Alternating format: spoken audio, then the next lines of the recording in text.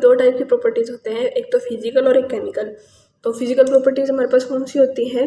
Physical properties are those which can be measured और observe without changing the identity और composition of the substance. Physical property हमारे पास वो होती हैं जो हमारे पास मेज़र कर सकते हैं हम, या फिर ऑब्जर्व कर सकते हैं उसको बिना किसी की आइडेंटिटी या फिर कंपोजिशन के चेंज किए। जैसे कि हमारे पास mass, volume, density, melting point, boiling point etcetera. अब हमारे पास केमिकल प्रॉपर्टीज़ क्या होती है? Chemical properties are those in which a chemical change in the substance occur. जिसके अंदर एक केमिकल चेंज होता है उसे हम केमिकल प्रॉपर्टीज़ कह देते हैं। Many physical properties of substance are quantitative in nature. तो हमारे पास फिजिकल प्रॉपर्टीज़ हैं वो सब्सटेंसेस की, बहुत ज़्यादा सब्सटेंसेस की, वो हमारे पास क्वांटिटिव होती है नेचर में। Such properties are therefore called physical quantities. तो इस वजह से उन्हें हम फिजिकल क्वांटिटीज़ भी कहते हैं। हमारे पास आता है physical quantities. In everyday life, we come across a number of measurement example. We buy vegetables in kilogram, milk in liter, cloth in meter, etc. However, during scientific studies, in addition to the measurements of the mass, volume, and length, we come across the measurement of a number of other quantities such as temperature, pressure, concentration, force, work, density, etc. हमारे daily life में हम देखते हैं कि हमारे पास बहुत सारी measurement होती है, जैसे कि हम वेजिटेबल्स को किलोग्राम में लेते हैं, मिल्क को लीटर में, क्लॉथ को मीटर में।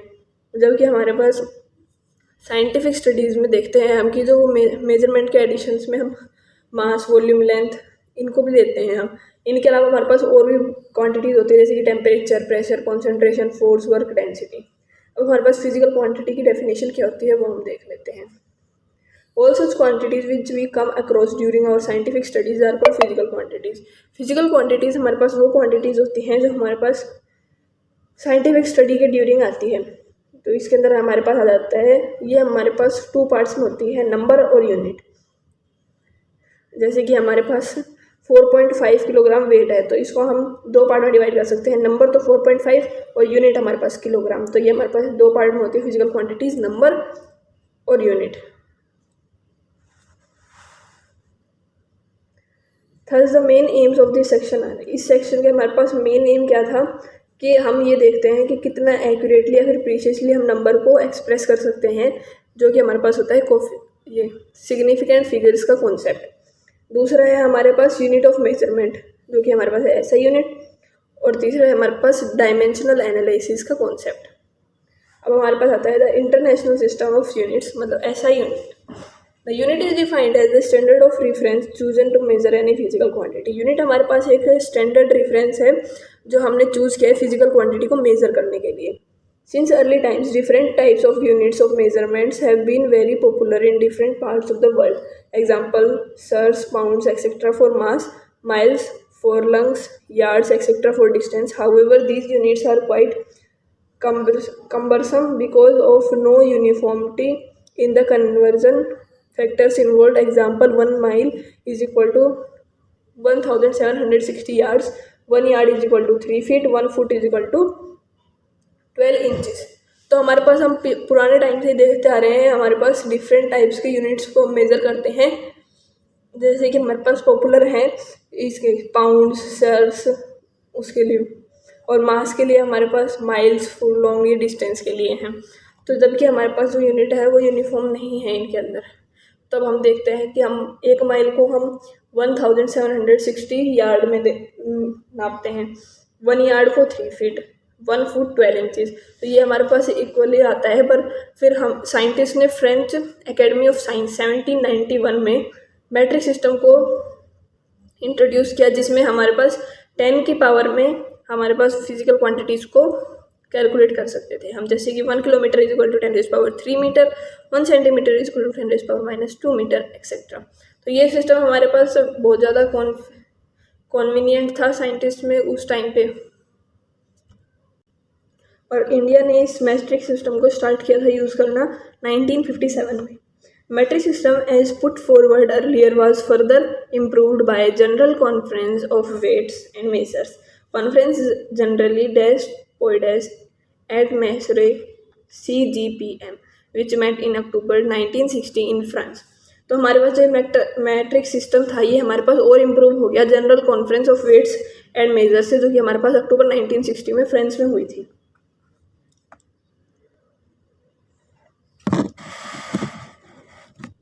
अब हमारे पास एक ये टेबल दिखा रखी है 7 बेसिक फिजिकल क्वांटिटीज़ की और एसआई यूनिट्स की। तो हम ये देख लेते हैं, length, mass, time, electric current, thermodynamic temperature, amount of substance, luminous intensity. तो हमारे पास लेंथ के लिए हमारे पास सिंबल आता है स्मॉल एल, जो हमारे पास, अब इसका एसआई यूनिट है हमारे पास मीटर, और सिंबल इसका लेंगे हम स्मॉल एम। एसआई यूनिट का सिंबल हम रिप्रेजेंट करने के लिए स्मॉल एम, और फिजिकल क्वांटिटी को रिप्रेजेंट करने के लिए सिंबल स्मॉल एल। ऐसे ही मास के लिए स्मॉल एम सिंबल, और एसआई यूनिट किलोग्राम है इसकी, तो उसके लिए केजी। टाइम के लिए स्मॉल टी और सेकंड के लिए एस। इलेक्ट्रिक करंट, इसके लिए हमारे पास कैपिटल आई, और इसकी एसआई यूनिट है एम्पियर, जिसको हम कैपिटल ए से रिप्रेजेंट करेंगे। थर्मोडाइनेमिक टेम्परेचर टी से, कैपिटल टी से, और उसकी एसआई यूनिट केल्विन के से। Amount of substance small N से, एसआई यूनिट मोल है, तो वो MOL। तो हमारे पास ये मोल में हम कंफ्यूज हो जाते हैं, जो ऐसा यूनिट है वो तो है हमारे पास MOLE, और सिंबल जब हम उसका लगाते हैं तो MOL आता है, E नहीं आता। ल्यूमिनस इंटेंसिटी I नीचे V, ऐसा यूनिट कैनेडेला, सिंबल है इसका CD। अब हमारे पास SI बेस यूनिट की डेफिनेशन दे रखी है। अब हम इनको देख लेते हैं। हमारे पास किलोग्राम की दे रखी है, मीटर की, सेकंड की, केल्विन की, एम्पियर की, मोल की, कैंडेला की, सबकी दे रखी है। तो इसमें समझाने का ऐसा कुछ है नहीं, तो इसका मैं PDF आपको डिस्क्रिप्शन लिंक में दे दूँगी, आप वहाँ से पढ़ लेना। अब हम आगे पढ़ते हैं। तो अब हमारे पास आगे आता है मेजरमेंट ऑफ टेम्परेचर। तो हम टेम्परेचर को कैसे मेज़र करेंगे? तो हमारे पास 3 स्केल होते हैं टेम्परेचर को मेज़र करने के लिए, डिग्री सेल्सियस, फ़ारेनहाइट और केल्विन। तो इसके बारे में हम ज़्यादा डिस्कस करेंगे यूनिट 5 में। अब हम इस SI यूनिट से केल्विन, तो हमारे पास SI यूनिट होती है टेम्परेचर की, तो हमारे पास कॉमनली उसको हम एक्सप्रेस करते हैं सेल्सियस में, डिग्री सेल्सियस में। तो अब हमारे पास डिग्री सेल्सियस और टेम्परेचर इन केल्विन के अंदर रिलेशन है, वो हम देख लेते हैं।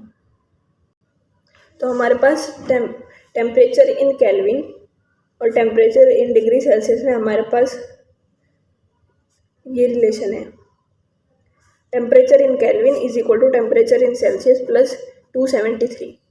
तो अगर हमारे पास टेम्परेचर केल्विन में दे रखा है तो हम उसको यहाँ पे पुट कर देंगे, और डिग्री सेल्सियस यहाँ पे रहे, फिर हम इसको सॉल्व कर लेंगे, फिर हमारे पास ऐसे टेम्परेचर इन डिग्री सेल्सियस आ जाएगा।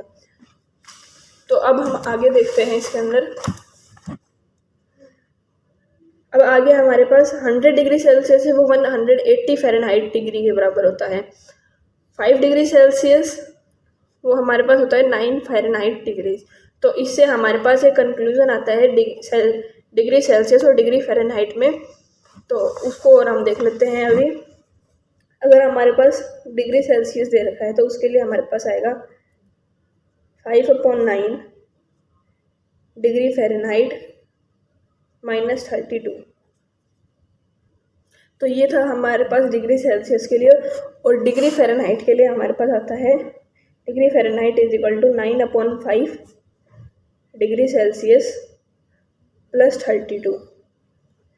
अगर हमारे पास हमें डिग्री सेल्सियस से निकालना है तो 5/9 और अंदर माइनस आएगा, और डिग्री फ़ारेनहाइट में निकालना है तो इसका अपोजिट हो जाएगा, 9/5 और अंदर प्लस आएगा।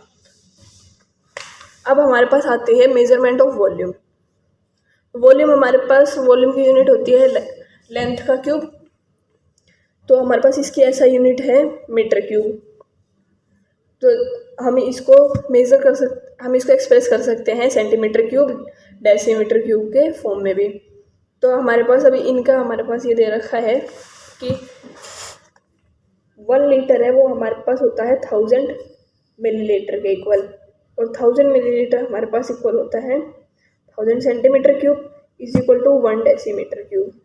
तो ये सारे हमारे पास 1 लीटर के इक्वल होते हैं, और 1 metre cube is equal to 100 centimetre cube is equal to 10⁻⁶ centimetre cube is equal to 10⁻3 decimetre cube is equal to 10⁻3 litre. तो ये हमारे पास इनके बीच का रिलेशन दे रखा है। अब हमारे पास ये डायग्राम में दिखा रखा, इस फिगर में दिखा रखा है, पहले में तो हमें दिखा रखा है 1 सेंटीमीटर क्यूब और डेसीमीटर क्यूब के लिए, और दूसरे में हमारे पास मेजरिंग डिवाइस दिखा रखे हैं। जैसे कि हमारे पास ये ब्यूरेट है, इसके हम मिलीलीटर में इसमें मिलीलीटर में हम सॉल्यूशन को चेक करते हैं। इसमें पिपेट में हम पिपेट में हम 25 मिलीलीटर तक देख सकते हैं। ग्रेजुएटेड सिलेंडर, ये हमारे पास 100 मिलीलीटर तक की क्वांटिटी में होता है। और वॉल्यूमेट्रिक फ्लास्क हमारे पास 500 मिलीलीटर की क्वांटिटी तक होता है। इससे कम क्वांटिटी के भी मिलते हैं हमारे पास, हमें लैब में मिल जाते हैं।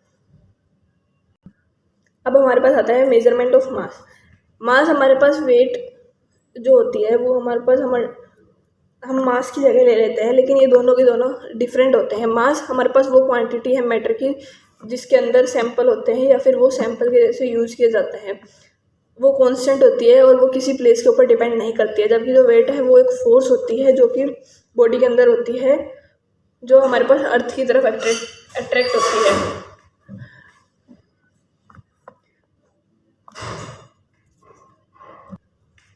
तो अब हमारे पास ऐसा यूनिट हमारे पास मास की तो होती है किलोग्राम, तो हम उसको स्मॉलर यूनिट में ले सकते हैं ग्राम में। 1 kilogram is equal to 1000 gram.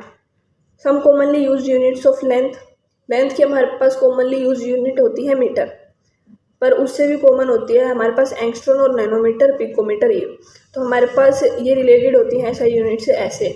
1 angstrom होते हैं वो हमारे पास 10⁻⁻10 मीटर के बराबर होती है। 1 नैनोमीटर 10⁻⁹ मीटर के बराबर होती है। 1 picometre is equal to 10⁻12 metre.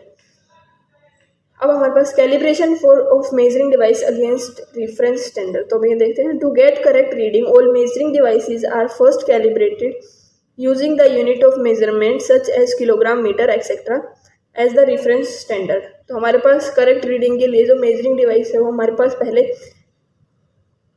Calibrate किए जाते हैं और यूनिट मेजर की जाती है किलोग्राम, मीटर में रेफरेंस स्टैंडर्ड से।